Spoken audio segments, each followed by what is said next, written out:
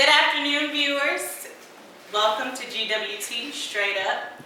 Today we're going to be speaking about Money Making Moves March. We're going to teach you how to march right into the rest of the year, making money-making moves. Let's introduce you to our guest panelists, Miss Alethea Ross. We have the wonderful panelist, Marquella. And our wonderful panelist, Marion. Say hello. Yay! And I'm Lakeisha. And let's march right on to it. Okay. All right, ladies. So, what do you consider some money-making moves? We're going to start with our guest panelists. Why do y'all always want to start with the guest Because panelists? Guess what? We're going to start at swinging the baby right on. Let's go, darling. Mary. So, what's the question?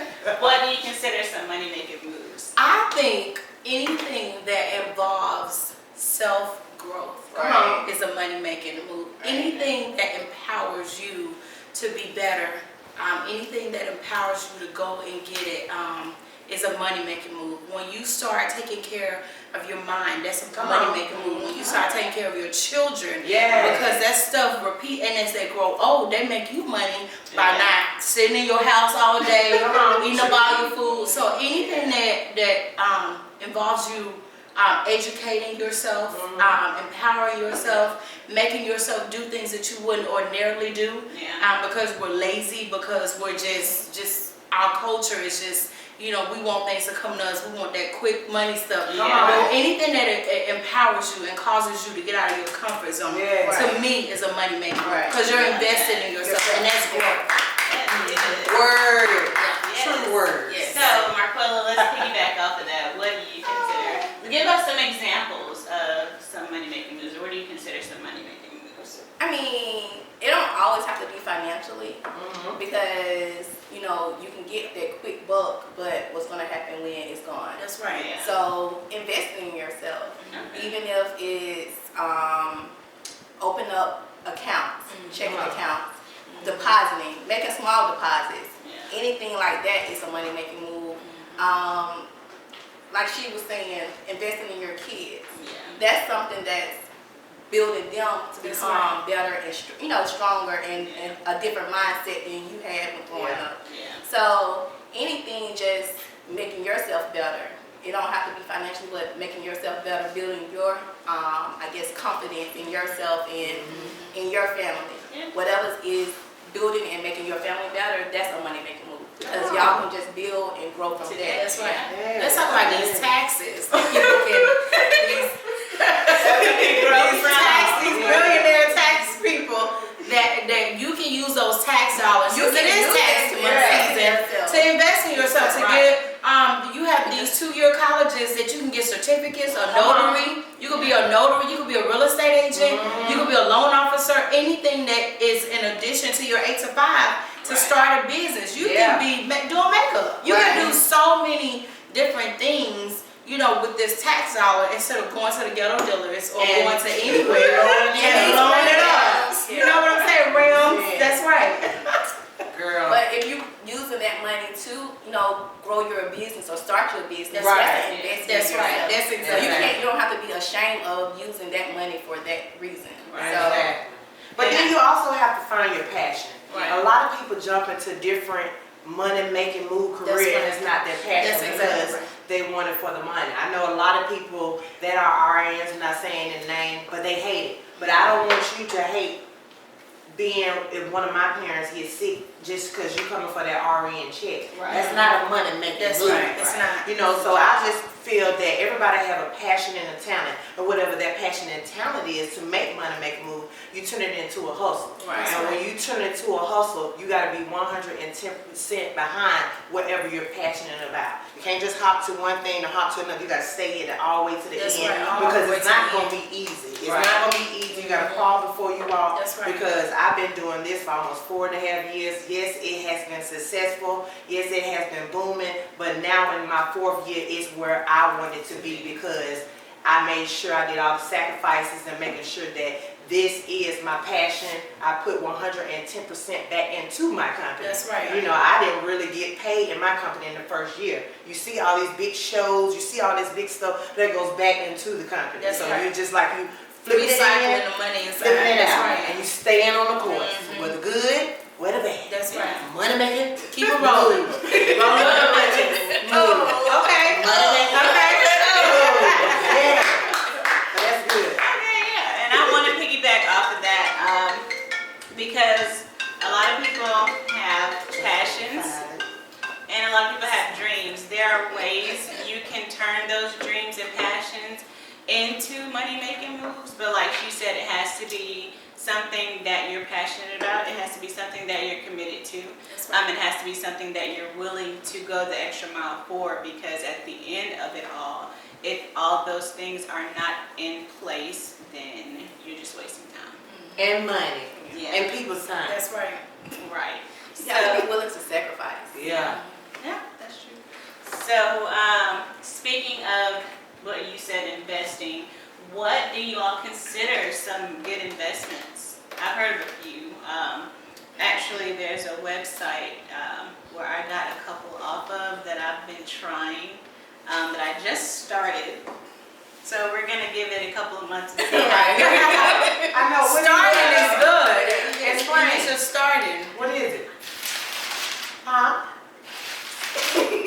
Who are you kicking down though? You kicking. Like I said, money making boobies on. So, Marquella, like you were saying, investing, while I get this together, what do you consider a good investment? Because I know you're starting your hair business soon. I'm really looking forward to that. I love the hair that you have now. Can you tell us a little bit more about that? Yes. This is some Brazilian mink. I just found a new vendor or whatever. So this is my first time using them. So I'm just trying to see. So far, I like it. Only thing, it sheds a lot.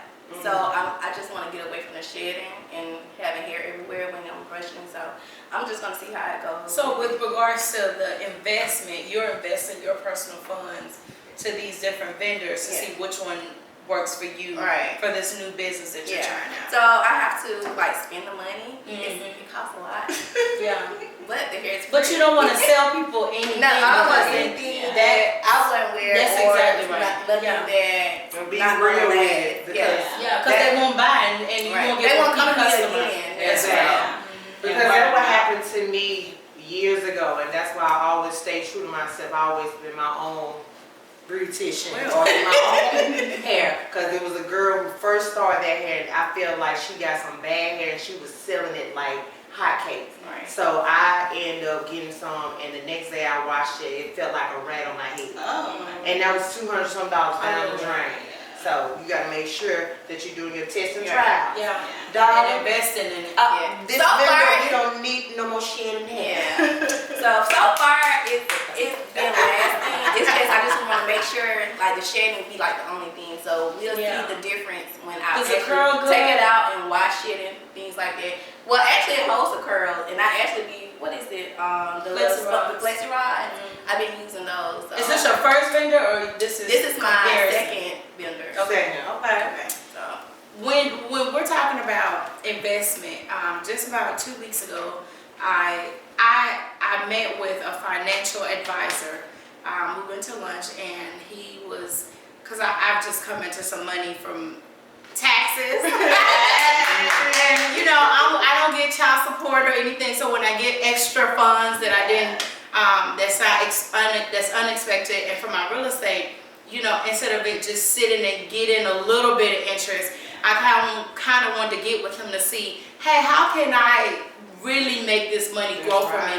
How can I really make this money make me more money? So I talked to one of the people that I talked to a lot is my dad, and I'm into real estate. So he was like, well, you know, you can buy you a couple of homes, foreclosure homes or homes that are, you know, beat up or whatever, because I'm in that market and that's what I do. So I have access to it. So he was saying we can get some of those and fix them up, and then you can start renting them. After you get about 5 or 6 of them, you get residual income and you're getting residual funds coming into you. So I had that idea, but then when I talked to the financial advisor, he was just like, yeah, you could do that, or you have these different accounts that you can put them in. So as far as a banker, he was giving me insight as far as a banker on some of the things. So I think that when you get a lump sum of money, it doesn't have to be a large amount of money, but you should really invest in somebody that can see outside of your little world and your scope, that has the knowledge to kind of educate you on what you should do, and not just fly by night try to do everything. That's right, because there are ways for you to get into stock market, and there are ways to get into real estate, there are ways to get into so many different things, and you want somebody that has the wisdom and the expertise to do that kind of stuff. And have the experience of somebody who went through that, because that is a lucrative business. Because my older brother, he at least had about 4 or 5 houses that's on the other side, but they renovate them, they rent them out, and that's just money flowing in and these houses are bought and paid for, so you just exactly right. But they have them on the market now for $10,000, $17,000, $12,000. You get in there and you find somebody off the side of the street that wants a little work, they'll pull that carpet up, they'll do various different things, and then you would have spent maybe 15 grand into it. But there you go, you have a paid off house that you go rent for $1,200, for $700, and there you go, you have residual income coming in to pay your mortgage, and you could be saving. So there are so many different ways to, So let's just say it's safe to say that a really great investment, if you can get into it, is flipping houses. That's right. Or hair. Money making moves. This is soft. It is. Ooh, I know. I feel like a rag. Okay, so let's talk about this. This has really been it's really been kind of tender on my mind with this. African Americans are one of the highest ethnicity groups for consuming purposes. But instead of paying things off, we upgrade. Why do you think that is? I want to take this one first, and I want you to piggyback off of me, because me and you had a real good conversation before the camera was rolling, so I hope we can remember some of the stuff that we said. So my thing is with African American, and then these African American 2019 parents and people of this age bracket. They want to keep up with the Joneses, and everybody know what the Joneses is, and the Smiths, and all this, instead of making sure that you take whatever money that you have, like you said, taxes. You know you got that credit card bill out there. You know you have some student loans that you need to pay for, because guess what? Santa May gonna get her coin. She gonna get her coin. She gonna call you every week, darling. I don't care whatever payment plan you get, they gonna want their coin. Okay? You got other things that you know that you have to pay off. Or maybe it's you've been in your house. Some of our black people, we are renting. Why? And you making the money. That's why I said I want you to come back off me, because like I said, renting? There's so many of my girlfriends, I had to pull them out of the apartments. I don't care if you live over here, what is this, Parkstone? Stone Park. Stone Park, paying $15, $16, Yes. $100 a month for house. You can have a nice house, darling. Break that generational curse. And start really being serious about your money and what's your money gonna do with you in the long run for your children and your children's children. See, I got that from Damon Dash. Those are my mentors at the end of the day. The real CEO with real CEO problems when it comes to investing your money and it flipping back to your family, not just to be here in the house because I live over here in Parkstone or whatever it may be. That's not your property. You making these people rich, darling. Paying for these ceilings and stuff. But I'm gonna let that go. Go ahead. Pick it back. I think a lot of times the reason why our generation, we don't buy is because we're afraid. We are afraid that we're not going to be in the area that we're going to be in. We want to move because, this is so little. So we're afraid of that. And then we're afraid of commitment. And then the second biggest thing is credit. we're not accountable. We got grandma on our credit. We got mama and them using our credit. We got our sisters on our credit, our brothers on our credit. So when it's time to make those big moves, we're limited and we're held back because we were not accountable to ourselves for the things that we did and we allow people to do to us. And I feel like they have not been taught. They've not been taught. They have to go. Because they don't know. The parents don't know. The parents don't know. Yeah. But the Caucasian people, They know. the Asian people, They know. all Do you know the that? Indian Do people. you know that you can work on your child's credit While they're young. while they are young? Yeah. I used to be in this, I forget this marketing thing or whatever, and when they would reach a certain level, they would put their children That's right. in this, and the money would That's be right. rolling into the children's account. They take care of their children. In the womb, That's dog, exactly before right. they even That's hit exactly right. the word. Yeah. But we as our own culture are the only culture do not do Yeah. that or instill in our We're kids selfish. before We're we selfish. get there or break the generation curse. We have to break Because baby, like you this said, living on generation welfare or curse. Section 8, Yeah. that's glamorous Yeah. to majority of our black people. It's very profitable to own a house versus I rented when I was in my 20s. I rented for years, and the reason why I decided to purchase was because I wanted something stable for my children. That's right. I wanted stability for my 2 kids, and I wanted them to be able to run outside without getting hit by a car because we're in a limited tight space. I wanted to be able to decorate. I wanted to be able to put holes in the wall. Yeah. And I want to be able to find something that I could call my own. And every day when I drive out of the parking lot, I literally look back at my house and I'm like, Lord, you did that. Thank you. And I couldn't have done that if I didn't focus on my credit. I focused on my credit. 4 times out of the year, I do credit seminars. They're free, and I have a loan officer that comes out and she teaches on credit and the importance of credit, and she enrolls people into the credit program, and it is absolutely free, and that's what I had to do. that is awesome. So she taught. They brought me up to a 650. Nowadays, you don't even have to have. You could have a 610. Some people will finance you at 590. But a 610, you are good to go. Oh, wow. Yes, and you That's you good. can purchase a home. I was in East Chase paying $1,200, and my mortgage now is in the 800s. Come on. And the square footage is 10 billion times. You have your own yard. That's right. You have your own yard. Kids have somewhere to play. Neighbors. And then guess what? I've been in there 4 years. Depending on how long you're in there, once I go to the closing table to close up my house, I'm guaranteed a fat check when I leave. You can't do that when you're renting, because guess what? You're paying somebody else's bills, and you're taking care of somebody. You're building them equity. You're not building yourself equity. That's the biggest word right there, equity. And you are not investing in yourself. Equity is investing in yourself. And when you do that, when you're in these apartments, these little tiny little square boxes, you are funding somebody else's life, and now you're on. And we've got to get in a place where we are jealous for our own selves and the path that we have for our children. I'm gonna share one more story. Yesterday, I took my kids, it was spring break, to the mall, and my son said something. Said, "Oh, Mama, you must have cashed one of your big checks." And I thought it was so funny because everything that I do when I don't cash my checks, everything that I do, I show my kids.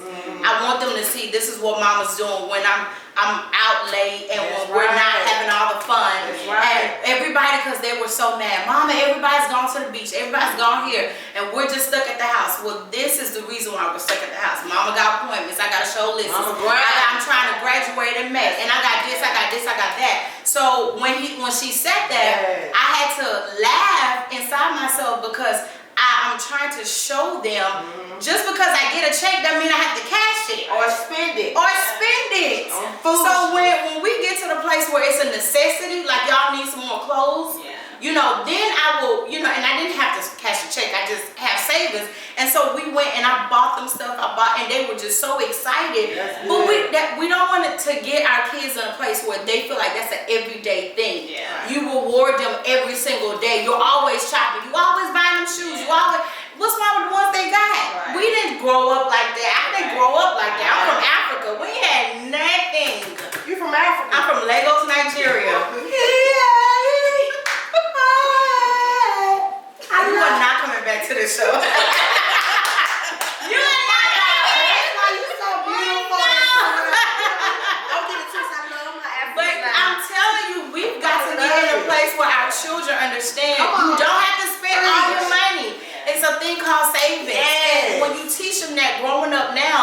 my son got money for his birthday. It's in my wallet. You're not gonna spend that on video games and for what?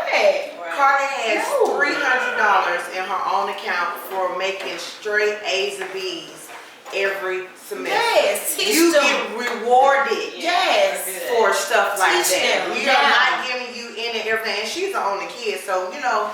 One thing about us, we tend to spoil our kids because we didn't get spoiled like that. But it's okay, but don't go overboard. Like you said, give them time to where you can say, hey, baby, guess what? Let's enjoy the fruit of Yes, that's exactly right. Let's have a good time, and they can, you know, it's okay because a lot of people can be stingy with themselves. That's right. They be around here looking crazy. Yes, and your shirt looking ragged, snotty nose.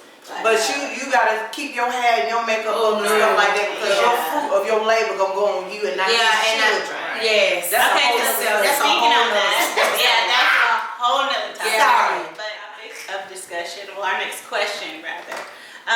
How important is money in a relationship? Let's see what the panelists have to say about that.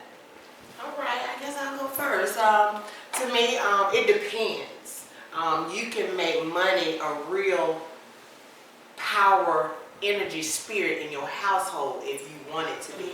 Because sometimes it can make your marriage or break your relationship because money is designed to be the root of all evil. That's right. You know, you better go in the Word. She know about the Word. That's what we made sure when I got married to make that not a priority because money comes here and it goes. I say when you dead and gone, guess what? Your money's still gonna be here. You cannot take it with you. But as long as you are doing it in with love or doing it with making sure that you communicate too with your partner. Because what I'm gonna do is make sure that if I say, hey, I'm a little short this week on something because I am an entrepreneur, hey, I need to borrow like $400 or $500, I pay it back. Now don't be in my ear. If you gave me $400 or $500, I said I'm gonna give it back to you, but I never told you when. That can be a problem, but it gotta be communication.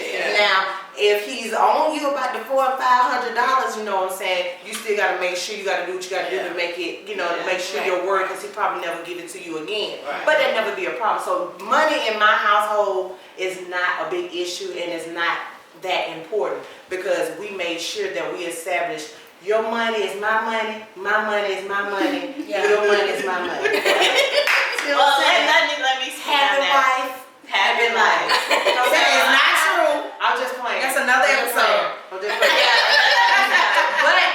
But check this out though. We do tag team. My husband is in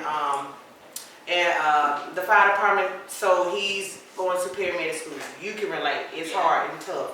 And the military paid for like his tuition, but I had to come up with $1,500 to pay for his book. Cause guess what? You still got house note, car notes, kids, whatever it may be. So we tag team. So look, when you got it, I got it. When I got it, you got it. And I think it's so important to establish a partnership. You have at the beginning to. of the relationship. You got to. This is what I made. This is what you made.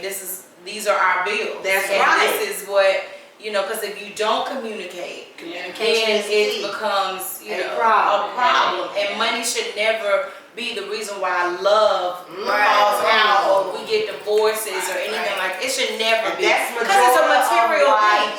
Of course. That's exactly right. But it's a material thing. And that should never be the reason why, you know, because God gives the money. Really, when you think about it, you know, he said he's given us a power to make wealth. So between the two of us, one of us got the power to be bringing this money in.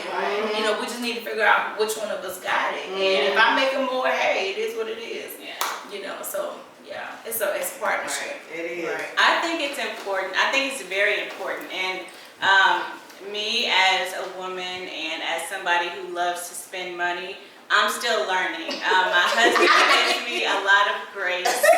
He has a lot of patience with me. Thank you for the grace. Thank you, Lord, for the grace. I'm so grateful for him because he always has my back, and if there's any slack, he always catches it. But everybody husband ain't right. So I'm very appreciative of that. But I think money is very important in a relationship because It shouldn't, but in reality, it actually does make or break relationships because You let it. you need money if you think about it to do everything. Anything in your life, you have to have money to accomplish it if you're alive. And if you have a partner, you guys need to be on the same page because if you want to have a lasting relationship, you have to be on the same page and you have to be on the same accord when it comes to finances. Or it'll break you. Yeah, y'all said it all. Okay, so let's jump into our guest panelist and what she does, what she loves, what she's passionate about, and why she does what she does. So, Miss Alethea, tell us what you do, what's the name of your business, and why you do what you do. I'm so modest, y'all. Y'all know that, right? Yes. But at the end of the day, I am Alethea Ross, CEO and founder of Couture Kids and AR Performing Arts Agency. My whole being of creating this fun world, and I call it the university, for kids here in Alabama because I was a model from 17 all the way up to 24. When I left high school, I knew exactly what I wanted to do, but I couldn't do it here. Yeah. And I couldn't do it here. I had to move. So when I moved, and I just didn't regret anything. Doors was opening like it was like a whole nother world. I wasn't thinking about college. I knew exactly what I want to do. Now I will figure it out when I retire because in my years, you old at 20. Yeah. So from 17 to 26, thank God, I was my own entrepreneur. So I didn't even know about like working at a job, checking in, clocking in. I did it in high school, but like having a real, I didn't know what a W-2 was, because I always filled out another tax form because I just been an entrepreneur from 17 to 26 until I met my husband. I want to retire. Then on top of that, he was a firefighter here. So I'm just like, are you really going to marry me and make me move back to the place where I can spread my wings and fly? And just because it's nothing here, I was just like, it's nothing here for me to be this colorful person to do it. And what am I going to do? So it took me for like 2 years to figure out what I really want to do to really make sure that I'm happy in my career. I didn't want to just jump into school and just be like, oh, let me be this and be that, and not have, no, I can't do no 9 to 5, I can't sit at no desk job, I can't type, I can't do all that. My whole blueprint was teaching, modeling, print work. I mean, that's all I knew from 17. Yes. Find your own identity. Exactly, and that's all I knew. And then I love children. Children are like my mom was a daycare teacher for 35 years, so it's just part of my DNA. So for me to teach anything that I have ever learned to children and actually see it come to life, that's like the best gift of all, because you sprinkling a little bit of you into them. And that's what I did with Couture Kids. And what Couture Kids is, I want kids to be kids. Yeah. Like, you have so many kids who want to be grown so fast, their mom to be cool into whatever it is. I'm like, no, you're going to be a kid for so long. Do you understand? I want to be a kid again. But it's so fun to just be kid and do kid fun stuff. Like you said, your daughter loved to dance. What I did was made a platform for kids who know how to dance, sing, model, take pictures. Their talent, they don't even know. I just make sure you come in my presence and I shape and mold you and I send you out and you can just do whatever you need to do. So we've been going on. It'll be 4 years, April the 18th. Awesome. Yes. And we have had a total of almost 622 kids through the whole program from 2015 to 2019. I just opened up my second class. It's a tri-county, because what's happening is a lot of people from other cities is like, what you doing in Montgomery? Can you come to our town and do it for our kids? You know? And I'm saying, okay, well, let's see how this is. So now we're on a Couture Kid tour. So we have Prattville, Prenona, Sylacauga, Selma, Tallahassee, Evergreen, Troy, who else? It's so many little small areas. I'm here for the youth, darling. Here for the children. Yes. And you take care of them too. Tell them about a little bit about how your son was in and coming back. Well, my baby boy, he's my older boys, they did it when she first started. And so we did it for like 2 years, I think. But it's just, they played sports as well. So it was like sports, it was like modeling and sports. So yeah. But I'm gonna bring Tristan back. Yes, come on. My baby, he went to New Jersey. Yeah. He did a competition in New Jersey. Wow. Yeah, Through your program. Yeah, that's right. Now, one thing I was letting her know and all the other kids that, you know, I take them from Montgomery and I put them in other places. We'd have been in New York 3 times. 3 times going to LA this year. We're about to go to Tennessee April. They're about to do the big convention for Talia Wajid for fro babies.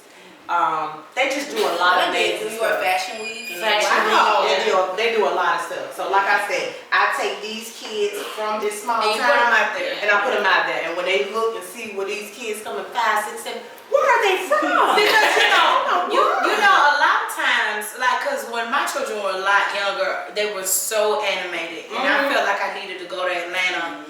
Or needed to travel, or I needed to be that travel model. So what you're saying is you do this locally, you do the traveling, and you do all that. That's right. And then the parents get to travel with the kids, and it'd be like a family. Well, see, I wouldn't want to go. Why? You just take the babies. No, Vacation. Ooh, Ashley gone, Lord. I'm going to Atlanta. So I'm gonna be in Jeju. You take her. You to go. New York. My first trip to New York, it was at least 16 parents never flew in their entire life. Now that's problematic. And then on top of that, never left the state of Alabama. Let's talk about that. Why these parents? I don't know. I'm sorry. That's another thing. You giving them opportunity, and their parents are really just stepping out the box and let them know it's more than becoming just being here. and learning. See, let me just stop.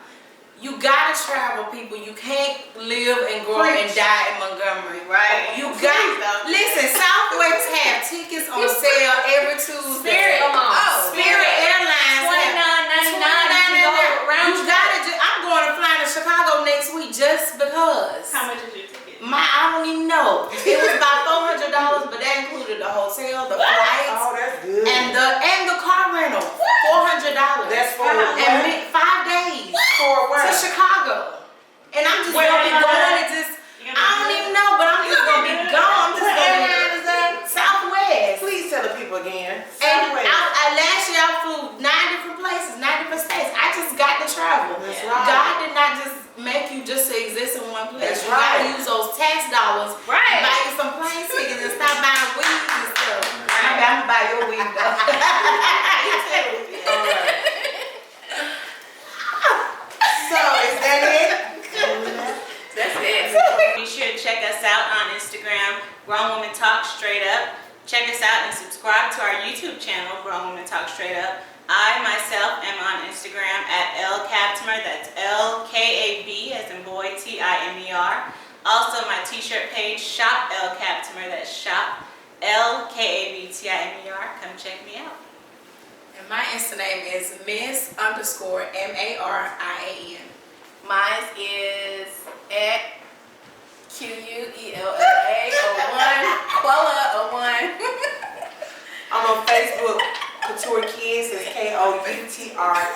KOUTREKIDZ. And on Instagram is The Couture Kids of Montgomery, Alabama. Boom. Be sure to check us out. Check us out. All love. Grown Woman Talk Straight up. It ain't working. And then I try to walk away. You hurt yourself to make me stay. This is crazy. This is crazy. I keep letting you back in. I